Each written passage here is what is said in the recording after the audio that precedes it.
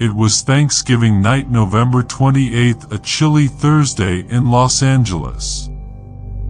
My name is Nicole, and like many families across the city, we were gathered around the dining table, enjoying the warm glow of family and food. The smell of roasted turkey and pumpkin pie filled our house, blending with laughter and clinking dishes. My mom had outdone herself this year. Her stuffing was perfect, and even my picky little brother Max couldn't stop eating. Dad was telling one of his usual jokes mid-sentence when the loud knocking shattered the moment. It wasn't a polite knock, but heavy and urgent, rattling the front door. Everyone froze. We weren't expecting anyone. My dad frowned, setting down his fork. Mom whispered, "Who could that be at this hour?" "I'll get it," Dad said, pushing back his chair. My little brother Max watched wide-eyed from his spot next to me. I remember holding my breath as Dad walked toward the door. When he opened it, there stood an old man bundled in a tattered coat. His face was gaunt, his cheeks hollow, and his gray beard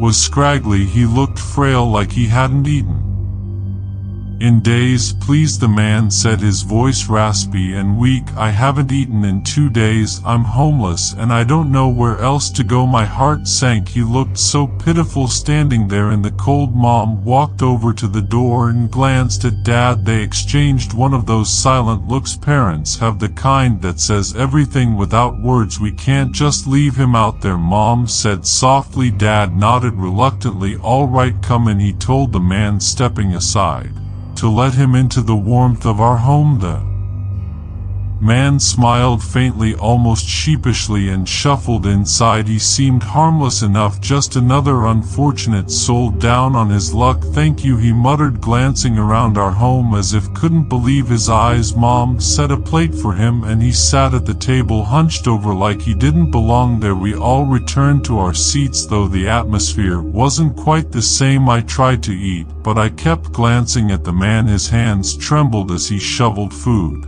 into his mouth, eating like he hadn't seen a meal in years. For a while we just let him eat in silence. Then, far off in the distance, we heard a police siren. It wasn't unusual in Los Angeles, but something about the way the man stiffened caught my attention. His hands froze midair, and his whole demeanor changed. The faint smile he'd worn was gone, replaced by something darker. His eyes darted toward the front door. "What's wrong?" Mom asked cautiously. The man didn't answer. Instead, he reached into his coat, and before we knew it, he pulled out a gun.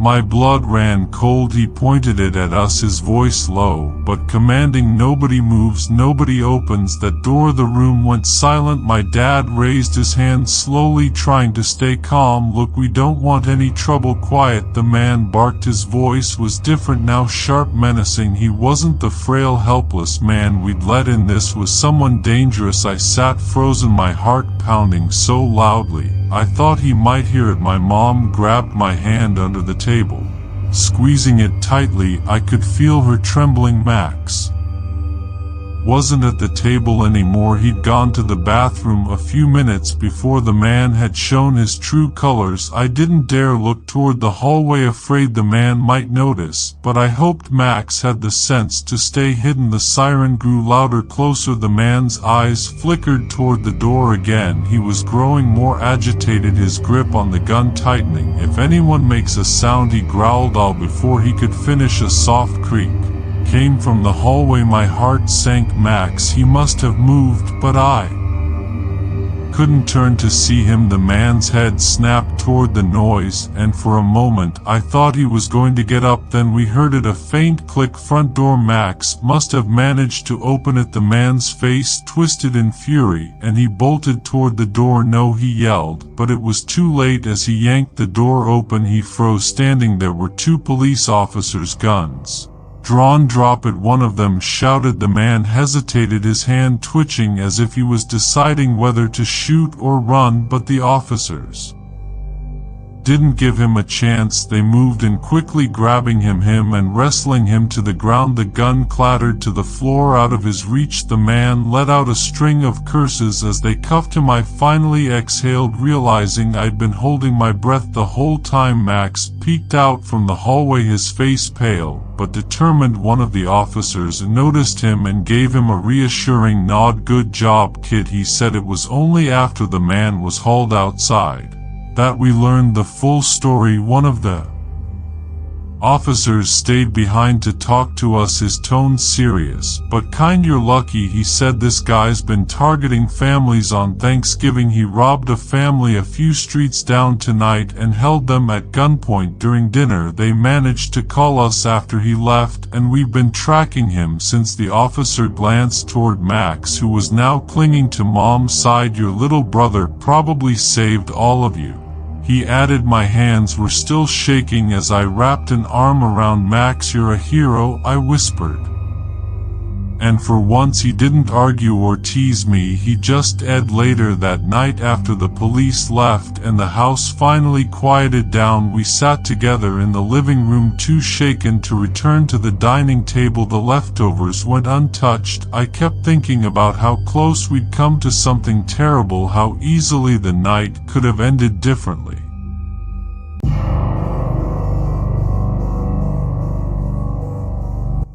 Thanksgiving has always been my favorite holiday. It's the one time of year and our family comes together in our old farmhouse, a relic of the past, sitting on acres of fields and surrounded by dense woods. The house belonged to my grandparents, who passed it down to my father. Every year we'd gather there to eat, laugh, and share stories. But last Thanksgiving something happened, something I still can't explain. The day started as usual. My parents, my younger brother Jason, my uncle Frank, and I arrived at the farmhouse around noon. The house looked the same as always, a sturdy but aging structure with its creaky wooden floors and faint smell of old wood. It was comforting, in a way nostalgic. The early part of the day was normal. My mom and Uncle Frank took over the kitchen while Jason and I ran around outside. The cold November air nipped at our faces as we played catch in the open field behind the house. I remember looking at the house, its windows catching the soft glow of the setting sun. For a moment I thought I saw something in the upstairs window, just a flicker of movement. I brushed it off. It was probably the curtain swaying or a shadow from a tree. As evening fell, we all gathered in the dining room for the big Thanksgiving meal. The room was warm, lit by a chandelier that flickered occasionally, adding to the old world charm. We laughed over stories of past holidays and stuffed ourselves with turkey, mashed potatoes, and pumpkin pie. But as the night wore on, I started to feel off. It was hard to explain, like the air in the house had grown heavier. It wasn't cold exactly, but there was a chill that seemed to creep up from the floorboards. I noticed Jason kept glancing toward the hallway that led to the stairs. When I asked him if he was okay, he shrugged and mumbled something about hearing creaks. After dinner, we settled into the living room to watch a movie. My dad lit a fire in the old stone fireplace, and the flickering flames cast shadows across the walls. It was cozy, but that uneasy feeling lingered. The creaks Jason mentioned became more noticeable, soft rhythmic sounds like footsteps coming from the second floor, probably the house settling, Uncle Frank said when I pointed it out around 10 p.m. Jason and I went upstairs to the room we always shared when we stayed over. It was a simple room with 2 twin beds and a small window overlooking the backyard. The moonlight streamed in, creating a pale glow on the wooden floor. We got ready for bed, but Jason was unusually quiet after a while. He said, "Do you think there's someone in the house?" I laughed nervously. "What are you talking about?" He hesitated before saying, "I thought I saw someone standing by the barn earlier, but when I looked again they were gone." I didn't want to scare him or myself, so I brushed it off. "Probably just your imagination. Let's get some sleep." But sleep didn't come easily. The wind outside howled and the old farmhouse groaned as it always did. But there was something different that night. Around midnight, I was jolted awake by a sound, a loud thump like something heavy falling upstairs. Jason was already sitting up in his bed, wide-eyed. "Did you hear that?" he whispered. I nodded, my heart pounding. "Stay here, I'll go check." I grabbed my phone and turned on the flashlight. The hallway outside our room was dark and silent, but the uneasy feeling was back stronger than before. I tiptoed toward the stairs leading to the attic. That's where the sound had come from. The attic door was slightly ajar, swaying gently as if it had been pushed open moments ago. I shined my flashlight up the narrow staircase, the beam catching the dusty wooden steps and cobwebs clinging to the low ceiling. "Hello," I called out, my voice trembling. No answer, just the wind whistling outside and the faint creak of the attic door. I climbed the stairs slowly, each step creaking under my weight. When I reached the top, I pushed the door open wider and peered inside. The attic was cluttered with old furniture, boxes of forgotten belongings and piles of blankets. Everything was still, but the air felt wrong, oppressive. I was about to turn around when I saw it. In the far corner of the attic, near an old rocking chair, stood a shadowy figure. At first I thought it was just a trick of the light, or my eyes playing tricks on me, but then it moved. It wasn't walking, it was gliding unnaturally smooth. The figure was tall and featureless, just a dark silhouette against the dim light filtering through the small attic window. I froze, my breath caught in my throat. The figure stopped and turned toward me. Though it had no face, I felt an overwhelming sense of dread, like I was being pulled into a black hole. My legs refused to move, and for a moment all I could do was stare. Then, without warning, the figure darted toward me. It didn't make a sound, but its sudden movement snapped me out of my paralysis. I turned and bolted down the stairs, nearly tripping over my own feet. Jason was waiting for me at the bottom of the stairs, his face pale. "What happened? What did you see?" Just go downstairs," I yelled, pushing him toward the living room. By the time we got there, the rest of the family was awake, alarmed by the noise. I tried to explain what I'd seen, but I could tell they didn't believe me. My dad and Uncle Frank went to check the attic, but they found nothing, no shadowy figure, no sign anyone had been up there. We ended up staying in the living room for the rest of the night, too scared to go back upstairs. I didn't sleep at all, every creak and gust of wind making my heart race. The next morning we packed up and left earlier than usual. As we drove away, I glanced back at the farmhouse for a moment. I thought I saw something or someone standing in the upstairs window watching us leave. I haven't been back to the farmhouse since that night, and I don't think I ever will. Whatever I saw in that attic wasn't human, and the thought of it still gives me chills. Thanksgiving will never feel the same again.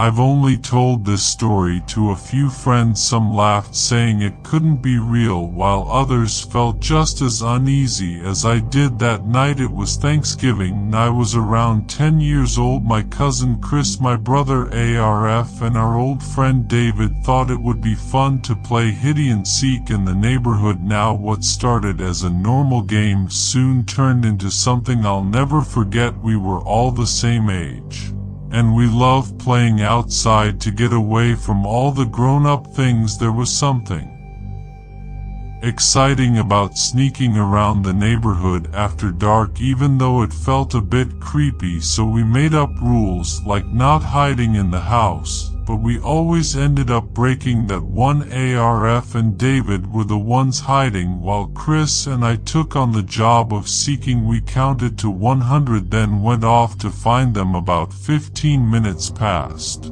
but we still couldn't find them. Then 30 minutes, 45 minutes, we hadn't seen any sign of them. So Chris and I started to get worried. Since it was taking too long, we started shouting, "Come out, we're done playing," but there was no answer. So we went inside and checked every room, but all we found were the adults laughing and enjoying their Thanksgiving dinner. Chris and I felt more uneasy with each passing minute. We went back outside, and I remember feeling a little scared as we talked about getting an adult to help. We didn't want to worry the whole party, so we quietly asked David's dad to come outside. Maybe he could spot them from the front lawn or see something we missed. We went to the edge of the driveway with David's dad when suddenly he shouted, "That might be your brother, my cousin," and I looked and saw my brother running down the sidewalk away from us while David's dad stayed at the edge of the driveway. Chris and I started running after him, shouting that we gave up and weren't playing anymore. We couldn't catch up to him, but we weren't too far behind, about 10 feet away, and we saw him run and hide behind a pair of palm trees at the corner of a house down the block. We finally thought we had him cornered. Chris went to the right side and I took the left. We were sure we had him until we checked behind the trees. No one was there. Chris and I looked at each other confused. The only way he could have gotten away was if he passed through us or jumped over a 6-foot fence on a hill. We knew that wasn't possible because we would have seen or heard him. My cousin and I quickly walked back and met David's dad at the edge of the driveway. He looked at us and asked right away, "You guys saw that, right?" We were both out of breath and said of course we were chasing him. He looked serious and said okay, because ARF and David are inside the house. We felt even more confused as we went back inside, but when we told everyone what happened, no one believed us, even with David's dad backing us up saying he saw the kid too. Everyone just shrugged it off as if nothing strange had happened. My brother is sure it wasn't him, and that he and David were inside the house spying on us the whole time. But something that always runs through my mind when I think back to that night is how when Chris and I were chasing after him, I remember feeling like I wasn't running as fast as I could. It was almost like my legs wouldn't move the way I wanted them to. I keep wondering what would have happened if I had actually caught up to him or whatever that thing was. The thought still sends a chill down my spine. I can't stop thinking that this might have been something strange or paranormal. Whenever my cousin and I talk about it, we call that person the Red Man because of the red shirt he was wearing, just like my brother wore that Thanksgiving night.